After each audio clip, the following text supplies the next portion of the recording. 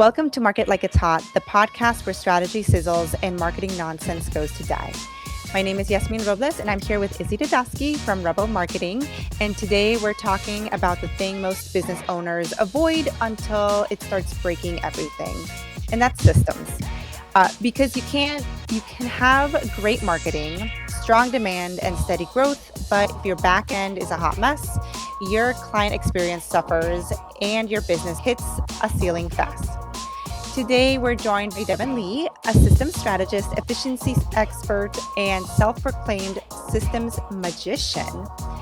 She helps growing businesses turn chaos into clear, reliable processes that actually support scaling. Devin, welcome to the show. Hi, Yasmin. Hi, Izzy. Hi, everybody. Thanks for having me. You describe yourself as a systems magician, which I love. What does that actually mean for a real-life business owner? That's so funny. So to me, what that means, what I find a lot, especially when I'm process mapping with a new client, and just to describe process mapping, it's exactly what it sounds like. It's like a visual flow chart where we're literally mapping out the process that we are then going to build and turn into a system. So often when I first start working with someone, for example, sometimes someone will ask me for this dream that they have of this big magical thing, which could be something like, I would just love it that as soon as someone signs the contract and pays the invoice, they automatically get a welcome email and they automatically get this and they automatically get that. And I always think like the bar is so low. Like that's 101 automations. That's 101. What we can actually do with tools like automations is so much more than what most people know. And I find that the reaction when they see what we can really do is it feels magical because they don't know all the things that the robots can do that are accessible, that aren't like some extreme tech that you need to like custom code. Yeah, definitely. At what point does a business need systems versus just getting by with some scrappy processes?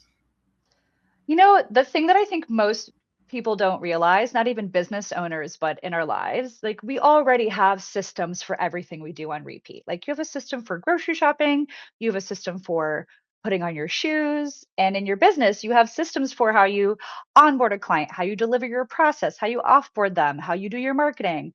That system might change. You might be kind of making it up on the fly, but there is one in place, whether it's consistent or not. I think in the first few years of business, you're really getting your sea legs and you're really trying out different things. Like you can't really have like a solidified process or system in place for very much because you're still figuring it out. But if you want to grow beyond like just a scrappy solopreneur, uh, you have to start thinking more about how do I systematize what I do. So some signs might be that you have more clients than you can handle. You cannot find more time in the day and you need to step back and think like, is there a way to do this more efficiently? How do I systematize this so I am making better use of my time? If you are, in addition to feeling like I can't get ahead of client work, there's no way I can take on more clients. If you have a team feeling like the team is lost in the sauce, the team is spending too much time reinventing the wheel.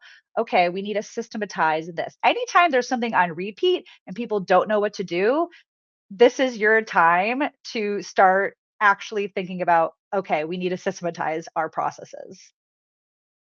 Okay, so leaning into systems and scaling, a lot of founders want to scale, but their back end is just chaos. What are the biggest signs that someone's systems are holding them back? Yeah, I mean, you'll feel it. um, Beyond the things I just mentioned, some things that folks tell me when they come to me is I feel a little embarrassed. I'm afraid to ask for testimonials. My clients are commenting on, doesn't feel like you're really a team, or there's some tension there where you're not feeling the most confident because you're windmilling it, you're trying to just get through the project and your client can feel it. So I think it's really like you start to feel like I could be doing more, but I can't scale because what we have right now just feels too loose, too willy-nilly. Okay, so then what's one system that every service-based business should have in place before trying to grow? So I'm going to be biased in my answer because I really specialize and You can be love to. biased. I'd say marketing. Right. Like you would probably say marketing. I love to play in the client experience and the client journey space. So for me, a lot of the focus goes to onboarding, like that sales to onboarding, because you can't make it hard for someone to work with you. If you're sending them three different emails between the proposal, the contract, and the deposit, that's extending the sales timeline and gives them more time to feel uncertain. If you make it hard to pay the invoice, if you make it hard to sign the contract, if I have to like download Adobe to sign the contract because you don't have something to sign digitally, I'm already thinking like there's already friction. What's it going to be like when they're delivering to me? So making sure that process is super seamless. And then the moment that they pay the deposit and they're a client, they should immediately be getting some sort of onboarding email that's saying, yes, like you made the correct decision. I'm here. I'm holding you. We're starting immediately. Get excited. Here's your onboarding form. Here's the link to schedule the kickoff call. Like that transition from lead to client, I think is a really important time to like solidify the trust, especially when people are paying us 4 or 5 figures. They're putting a ton of trust in us. And then beyond that, the onboarding to delivery piece, having at minimum a project management tool with a list of tasks, and maybe sometimes the tasks get tweaked. Maybe sometimes there's some custom ones added. But for the most part, once you know what your general process is for delivering, having that in some sort of project management tool list and having some sort of system makes it so that you don't have to think, okay, what did I do at this point? What does this person need to do? You can just get to work and deliver to the client and make it really seamless and structured and predictable. And then the creative parts that are more open, because we're all doing creative work in our business, you can just be free to be open without having to remember the actual process of what's going on. So I think those are two really important pieces that um, are foundational to me. Yeah, and I would like to add that I joked about marketing, but it's true. Like if you don't have systems in place, sometimes we can only do so much as marketers for you. And if we're getting you all these leads, like if we're doing your SEO, but then there's nothing to support that, uh, once you start getting those clients, then what's the point, right? There has to be something in place to catch those leads and to make that process a lot more seamless. 100%. And that's something that I also talk to a lot of branding experts about too, where there's that branding marketing crossover. It's all of that brings the client to you. And then once if you put all this effort into marketing and branding and everyone's so impressed with you, the moment they start working with you, if you drop the ball, not only is that disappointing, it's a breach of trust. Like, this is not what you promised me in the marketing. This is something different. And now not only is that disappointing, it's now kind of ruining your brand and maybe tarnishing your reputation a little bit, which, you know, we want that to be synchronistic with marketing, as the brand and all of that to all be positive the whole way through. Yeah, definitely. You already kind of touched on this, but how do systems directly impact client experience, even before someone becomes a client? Yes, I mean, yeah, just to piggyback off of my soapbox I was already just on. I think for me the magical thing about making the system of delivering your offer more efficient, it's a win-win-win because it's easier for the business owner. It takes a load off of the business owner. And at the same time, it makes it easier for the client to participate. So, for example, if onboarding is just such an easy example because everyone has to do some form of onboarding. Like, once you become my client, I need information from you and you need information from me. And if I am spending all this time like, oh, did I send them this email? Did I get that information? Like, if that's not systematized and that process isn't as efficient as it could be, it's more work on both of our ends. Whereas as soon as you pay, you're already getting an onboarding form. Wow, now it's a lot easier for the client. That's a much more professional experience and they can just run with it. So it's really just better for everybody as opposed to one person stressing out on one end to try and make it all work. It really all is cohesive. Yeah, and I understand doing all that too. So that's great.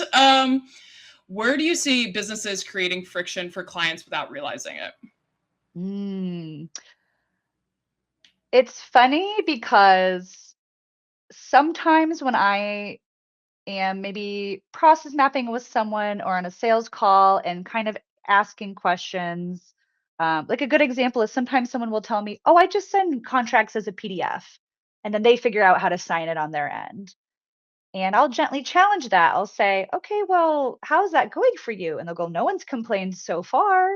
And I hear that a lot. "No one's complained so far." Well, yeah, it's a lot of emotional labor for most people who are polite to tell you that they are not having a good time, but they're going to feel it and they're going to tell their friends. And so that's why asking for feedback a lot is also really helpful in a way that makes the client feel safe. And you can kind of weave that into the delivery, kind of constantly checking in. I love to do client interviews at the end, which is where I get feedback and testimonials and marketing content, but also asking them, like, what could I have done better? Because you will be there's just so many things that happen that you don't even realize that the client is having a poor experience. That, and also there's just so many different people in the way that they know how to do things Right. already. So it's like the PDF example. Some people aren't great with technology, and we have to understand that. Not everybody knows exactly like how we are tech whizzes because we're in marketing and we're constantly online, but not everybody. There's a reason they're signing on with us. It's Exactly. because they need the help with that. So yeah. And Izzy, to your point, I think another thing we forget is we live and breathe our industry and we live and breathe what we're doing. Our client often is coming to us like a babe in the wood, like a child. They don't know anything about what we're doing. And so the more we can remind them, like for example, I love every step of the process if I can. I love to on a call and an email go, "You are here in the process. We are in week 3 of 5. We have done session 2 of 7. This is what's coming next. This is what just happened." The more we can remind the client that, the more they can ground in what we are doing and not feel so lost in the sauce. Yeah, I completely agree. And I agree with as someone who knows a little bit more of tech, right? When somebody sends me a contract and they're just like, just sign it. And there's like no place to sign. Now I have to create, luckily I have Adobe and I can create it into a signable PDF, right? But why do I have to do that, right? Right. And it's frustrating because I know the tech is out there and I can only imagine who else is stressed about it. I will sometimes, or if someone sends me a PDF invoice with no way to pay, I'll just tell them no. I don't. Again, I'm biased, Yep. but it's 2026. We're Yeah. online service providers. Yeah. There's no excuse. Pay the credit Mhm. card fee. You can set up ACH. Yeah. There's no reason. Why should the client have to do more work? You're the service provider. Yeah. Well, I'm not, this is for a different business that I have, but uh, that it just sometimes they're not necessarily tech companies, right? But these are Mm, really large contracts. Why don't you have even hello sign, something that is right. easy to sign because we know that your contracts are 50K plus. Like that's the minimum for one project.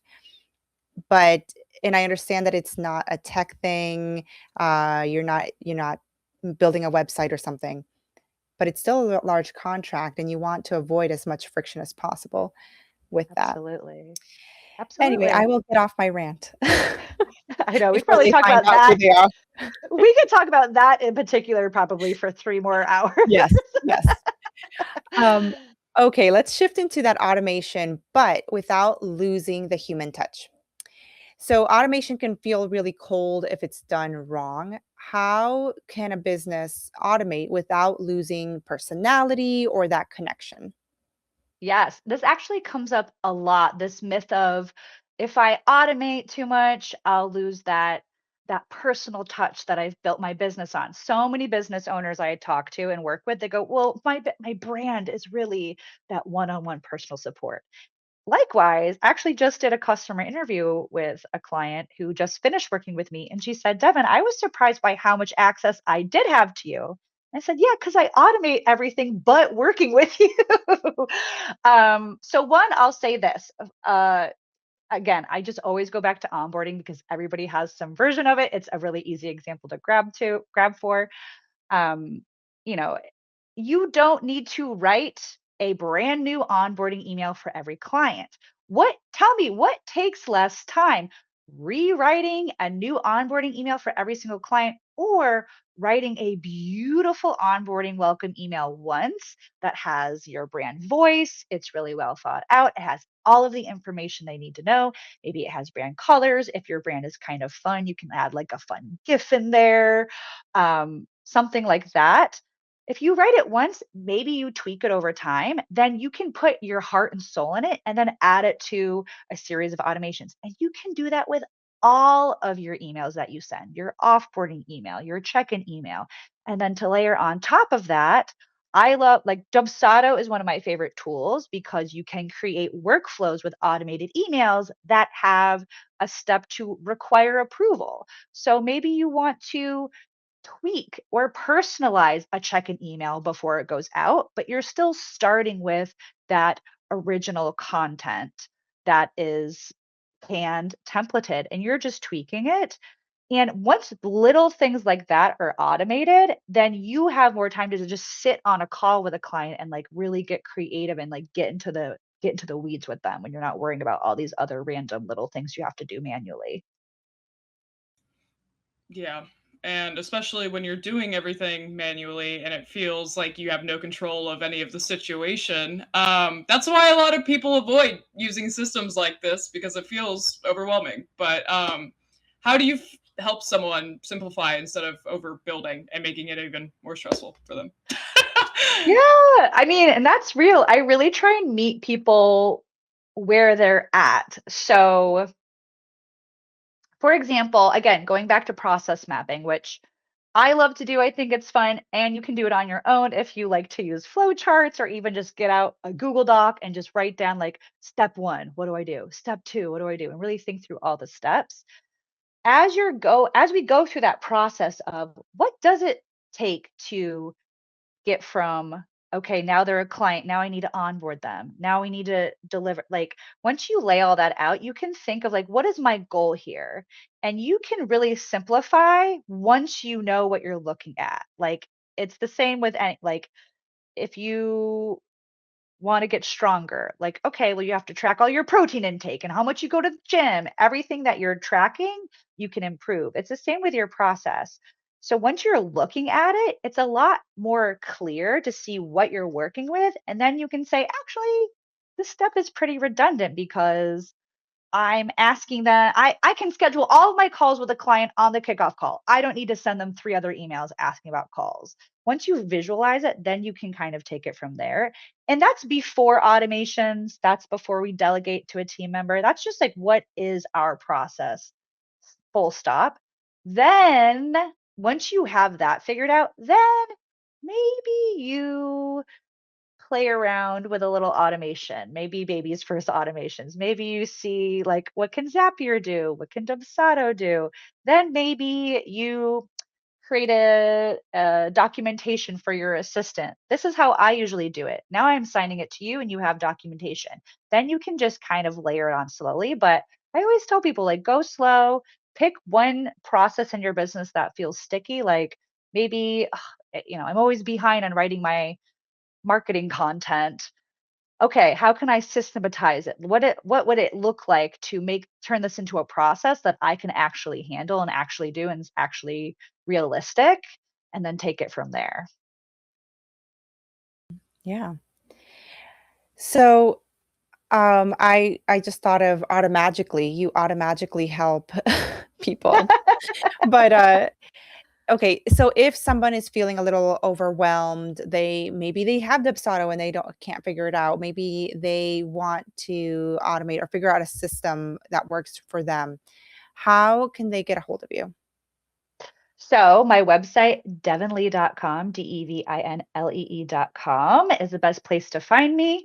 I do process mapping sessions, one off. So a lot of people who aren't, maybe they're not a full agency yet, so they're not ready for someone like me to come in and like get all up in their business and build everything for them, but they just want some initial clarity. We can just do process mapping and lay it out visually, and then you have a blueprint that you can then use to start to make more sense of the processes in your business. That's great.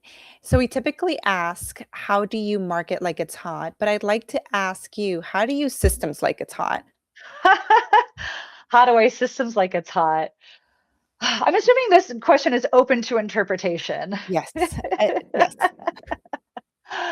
I mean, process mapping, not to beat a dead horse, process mapping is my favorite. Anytime I feel like I don't know how to go about systematizing something, I just want to see it visually. I'm a visual learner. And then you got to take the dream and you got to put it somewhere. So, for example, my marketing system for myself, I have a process of how I like to create content, schedule content, review content. First, I had to map all of that out, and then I had to make it so that I could do it. So I blocked off time on my calendar. I put the tasks inside of my project management tool. They are recurring. I built SOPs for my assistant to help me with them. So it's really, I call it bringing the heavens down to the earth. Like it's like, I have this idea. How do we actually implement it though? All right. Well, thank you so much for coming with us on this podcast journey or Thank you for episode. having me. Yeah. Thanks for tuning in to another episode of Market Like It's Hot. If this episode made you realize your business might be running on vibes instead of systems, send it to someone who needs to hear it. You can connect with Devin and check out her Inbox Zero Hero system at devinlee.com and learn how to clean up your processes without overcomplicating everything. And if you want to make sure your marketing and operations are actually working together, grab our complimentary marketing worksheet at myrebelmarketing.com/checklist. Until next time, stay strategic, stay efficient, and remember, growth without systems is just stress with better branding. Ooh. Thank you. I love that. All right.